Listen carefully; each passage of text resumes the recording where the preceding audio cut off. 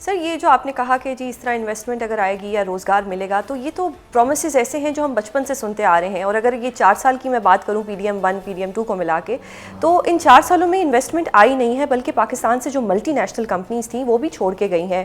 اتنا ریونیو بھی جنریٹ نہیں ہوا. اگر FBR پہ بھی سارا بوجھ ڈالا جائے کہ جی یہ لوگ نہیں ٹیکس اکٹھا کر سکے تو اس طرح سے پیسے بھی جنریٹ نہیں ہوئے. اس کا کوئی مستقل حل ہونا چاہیے. کوئی اس طرح سے مطلب پرومسز پہ تو عوام نہیں ریلائی کر سکتی ہمیشہ. جی، اسی مستقل حل کی ہمیں توقع ہے کہ جو بجٹ آئے گا اس میں پیش کیا جائے گا.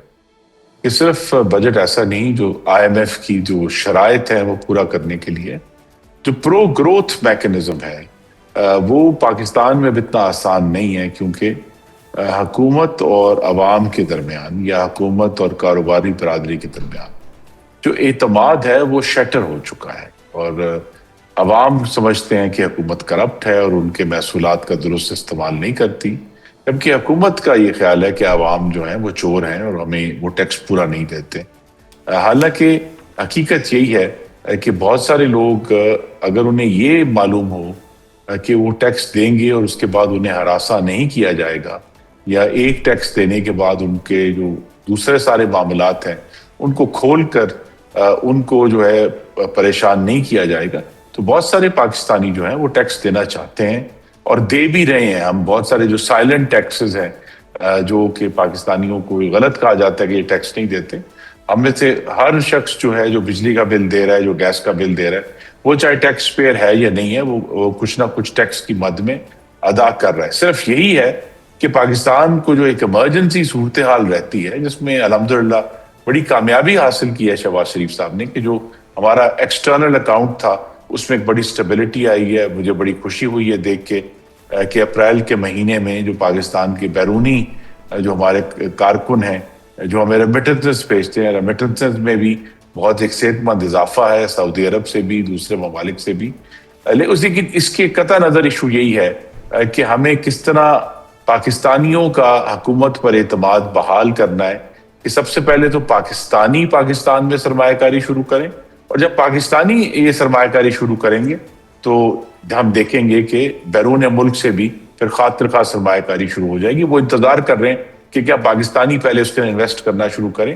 یہ ایک کمپریہنسو پیکیج ہے. آپ نے بالکل درست کہا کہ صرف ٹیکسیشن اس کا حصہ نہیں ہے، اس میں جس طرح ہم اپنی پوری جو اکنامک گورننس ہے پاکستان کی اس میں جدیدیت لانے کی، اور اس کو پریکٹیکلی ہمیں 20ویں صدی سے نکال کر 21ویں صدی میں لے کر آنا ہے.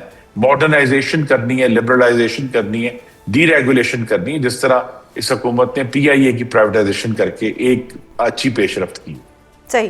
اچھا سر، آپ نے IMF کی بات کی، تو IMF کا جو وفد ہے وہ تو پاکستان میں لینڈ کر چکا ہے، اور جن متعلقہ ادارے تھے ان کے ساتھ وہ مشاورت بھی کرے گا. ان ادر ورڈز وہ ڈکٹیٹ بھی کرے گا کہ کس طرح سے ٹارگٹس کو پورا کیا جائے. اس پر آپ کیا کہیں گے؟ جی، مجھے بھی اللہ تعالیٰ نے موقع دیا ان کے ساتھ نیگوشیٹ کرنے کا. IMF کبھی ڈکٹیٹ نہیں کرتا. وہ صرف یہ کہتے ہیں کہ حکومت انہیں یہ بتا دے کہ جو قرضہ انہوں نے IMF کا واپس کرنا ہے اس کو واپس کرنے کی صلاحیت کیا ہے آپ کے پاس. اور حقیقت یہی ہے کہ بہت سارے ایسے جو پرانے ہمیں ایشوز ہیں، چونکہ حکومتیں جو کہ سیاسی طور پہ ان کو حل کرنا ایک مشکل کام ہے یا اس کی کاسٹ ہے بڑی سیاسی، تو حکومتیں جو ہیں، میں کسی کو استثنا نہیں دوں گا، وہ پھر ایسے قدم لینے سے جو ہے گریز کرتی ہیں. تو جب وہ اور کوئی سیریس اسٹرکچرل ریفارم نظر نہیں آتا، پھر IMF یہی کہتا ہے کہ اگر آپ کے پاس اور کوئی تھاٹ پروسیس نہیں تو پھر بجلی اور گیس کی اور پیٹرول کی قیمتیں بڑھا دیں یا لیوی بڑھا دیں جس کے ذریعے آپ کو محصولات آئیں. تو یہاں یہی بات ہے کہ ہمیں جو سیاسی جماعتیں ہیں، اوور آل ریاست کے تمام ادارے ہیں، ان کو اس پر سنجیدہ بیٹھ کر سوچنا ہے کہ ہم یہ جو IMF کے اندر جانے کا سائیکل ہے، پھر باہر نکلنے کا سائیکل ہے، کہ ابھی ہم ایک پروگرام سے باہر نکل رہے ہوتے ہیں تو آلریڈی خبر آ جاتی ہے کہ اگلا پروگرام تیار ہے. تو اس کے بارے میں ایک سیریس تھاٹ کرنا جو ہے، کیونکہ آئی تھنک جو ہمارے لگے بندے بزنس ایز یوزول طریقے تھے، ہم ان کی منطقی حد تک پہنچ چکے ہیں. اس کے بعد یہ پاکستان کو مزید گروتھ ڈلیور نہیں کر سکتے. اب تو ہمیں اس سے باہر نکلنا پڑے گا، یا انگریزی میں کہتے ہیں out of the box step out کرنا ہے. خرم صاحب، تو ساری صورتحال کا ذمہ دار کون ہے؟ کیا یہ سب کچھ وزیر خزانہ کا کیا دھرا ہے جنہوں نے ان ریئلسٹک ریونیو ٹارگٹ کی حامی بھری، یا ایف بی آر کو اس کا قصوروار ٹھہرایا جائے؟ کہ اس میں تو مینلی جو ہماری ساری اکنامک منسٹریز ہیں وہ سب اس میں ذمہ دار ہیں. جو F B R of course number 1 ہے اس لسٹ میں، لیکن وزیر خزانہ نے جو نیگوسیشن کی اس کے اوپر بھی اب سوال اٹھ رہے ہیں. حالانکہ وہ بہت ہی قابل اور محنتی آدمی ہیں، ان کو میں نے خود بھی کام کرتے ہوئے دیکھا. لیکن جو اس کے ساتھ 2 ہمارے انرجی کی منسٹریاں ہیں، ایک سے مجھے بھی ذمہ داری رہی ہے میرے پاس کہ بجلی اور گیس کی جو منسٹریز ہیں ان کو بھی اس میں کچھ ذمہ دار ٹھہرانا ہے. تو بہت سارے ایشوز ہیں، ان کو ایک پلان کے ذریعے سٹیپ بائی سٹیپ ٹیکل کیا جا سکتا ہے. پہلے بھی کچھ حصوں میں ٹیکل کیا گیا، لیکن میں پھر کہوں گا کہ اب ہم ایک جو افسر شاہی کی سرخ فیتے والی پالیسیز تھیں ان کے منطقی حد تک پہنچ چکے ہیں. اب اس سے باہر نکلیں گے تو پاکستان میں اکنامک گروتھ آئے. صحیح. اچھا خرم صاحب، مہنگائی پہلے ہی بہت زیادہ بڑھ چکی ہے اور جو مہنگائی کی ایک حد تھی وہ 11% کراس کر چکی ہے. تو ابھی پیٹرولیم لیوی قیمت میں مزید اضافہ بھی ہونا ہے. بجٹ آنے تک تو پھر عوام کے لیے بہت مسئلہ بن جائے گا، عوام کی جیب تو خالی ہو جائے گی. جی، پیٹرول اس وقت سب سے تکلیف دہ بات ہے، لیکن دوسری طرف ایک ریلیف بھی ہے. اگر آپ بازار میں جائیں تو جس طرح میں گجرانوالہ پہ گزرتا ہوں روزانہ، کہ کم از کم سبزیوں کے حوالے سے اور فروٹ کے حوالے سے کچھ جو کچن آئٹمز ہیں ان کے حوالے سے کچھ ریلیف بھی ہے کہ ان کی قیمتیں نہیں بڑھ رہی. اس وقت ان میں ایک ٹھہراؤ ہے. وہاں ایک ضرور پاکستان کے عوام کو کچن آئٹمز میں ریلیف ہے، لیکن باقی جگہوں پہ چونکہ پیٹرول ہر ایک نے ڈلانا ہے، روزانہ ڈلانا ہے، اس میں سب کو تکلیف ہے. اور یہی میری توقع ہمیشہ یہ ہوگی، جس طرح میں نے کہا آغاز میں بھی، کہ اگر تو یہ ایک عارضی میجر ہے تو پاکستان کے عوام اپنے ملک کی خاطر پہلے بھی ہمیشہ قربانی دی ہے، دے سکتے ہیں. لیکن اگر یہ مستقل طریقہ بنے گا محصولات کو ریز کرنے کا تو یہ درست نہیں ہوگا، اور اس میں مزید نئی تخلیقی سوچ کی ضرورت ہے کہ پاکستان کو اپنے اخراجات بھی کم کرنے ہیں، لیکن ساتھ ہی جو گروتھ کو لانے کے لیے ایشوز ہیں ان کو بھی ایڈریس کرنا ہے. اور یہ بڑی اہم بات ہے سمجھنے کے لیے کہ پاکستان کی اکانومی صرف فیڈرل گورنمنٹ پہ نہیں، جو پروونشل گورنمنٹس ہیں ان کا بھی انتہائی اہم رول ہے جس کی طرف کوئی توجہ نہیں دی جاتی. صحیح سر. بات مطلب فروٹ اور سبزی سے آگے کی ہے. بجلی کا بل بھی دینا ہے، پیٹرول بھی ادا کرنا ہے، ہم لوگوں نے قربانی کے لیے پیسے بھی نکالنے ہیں. تو یہ چھوٹی موٹی ضروریات کو بھی اگر ملایا جائے تو بہت زیادہ جو مہنگائی ہے وہ بڑھتی جا رہی ہے. ایک چھوٹی سی میڈیسن کے اوپر بھی ٹیکس اتنا زیادہ آپ دینا پڑتا ہے کہ ہر چیز جو ہے وہ انسان کی پہنچ سے باہر ہوتی جا رہی ہے. اس کا کوئی پراپر سولوشن ہونا چاہیے. جی تو پراپر سولوشن ہے نا جی.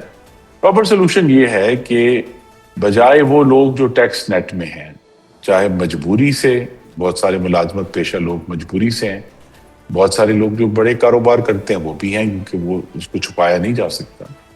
لیکن ہمیں جو out of the box thinking ہے وہ یہی کرنی ہے کہ پاکستان میں بہت سارے لوگ، میں ہی کہہ سکتا ہوں میرے شہر میں بھی ایسے لوگ ہیں جو ٹیکس دینے کے لیے تیار ہوں گے، پرووائڈڈ انہیں یہ گارنٹی فراہم کی جائے کہ انہیں چور سمجھ کر ان کے سارے جو حسابات ہیں اس کے اوپر ایف پی آر جو ہے وہ نہیں چڑھ دوڑے گا.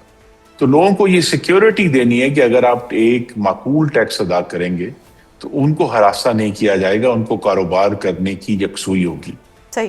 اچھا خرم صاحب، آج ہی مشیر خزانہ کے پی مزمل اسلم نے موجودہ حکومت کے خلاف ایک چارج شیٹ جاری کی ہے جس میں وہ یہ کہہ رہے ہیں کہ یہ جو گزشتہ سال گزرا ہے اس میں حکومت کے قرضے تو جو تھے وہ 6,800 ارب روپے ہو چکے ہیں، جس کا مطلب ہے کہ ڈیلی کی بیسس پر 25 ارب روپے کا قرضہ بنتا ہے. سر اس کے باوجود قرضوں میں اضافہ ہو رہا ہے اور عوام جو ہے وہ قرضوں کے بوجھ تلے دبتی جا رہی ہے. حکومت اب کیا کرنے جا رہی ہے؟ کیا یہ سارا بوجھ عوام کے کندھوں پر ڈلے گا؟ جی نہیں، یہ بہت سارے اس کے پروسیسز ہیں جس میں جیسا میں نے کہا صوبوں کو بھی اپنا حصہ ڈالنا ہوگا کہ کچھ ایسے معاملات ہیں جو اب صوبوں کو اٹھانے ہوں. جیسے انکم سپورٹ پروگرام ہے جو 40 ارب سے شروع ہوا تھا، اب 700 ارب سے تجاوز کر چکا ہے. یہ ایک ایسی چیز ہے جو اب صوبوں کے حوالے کرنا ہوگا کہ وہ یہ جو اینٹی پاورٹی پروگرامز ہیں اس قسم کے ان کو ہینڈل کریں. بہت ساری چیزیں جو وفاقی حکومت اس وقت ہینڈل کرتی ہے وہ صوبوں کو دے کر وفاقی حکومت کو اصل جو کرائسس ہے سالونسی کا وہ فیڈرل گورنمنٹ کا ہے. صوبوں کے پاس تو ہر سال جو ہے وافر سرمایہ ہوتا ہے NFC کی وجہ سے. بہت سارے طریقے ہیں جس کے ذریعے ہم عوام پہ بوجھ ڈالے بغیر جو ہے واقعی حکومت کے معاملات کو بہتر بنا سکتے ہیں.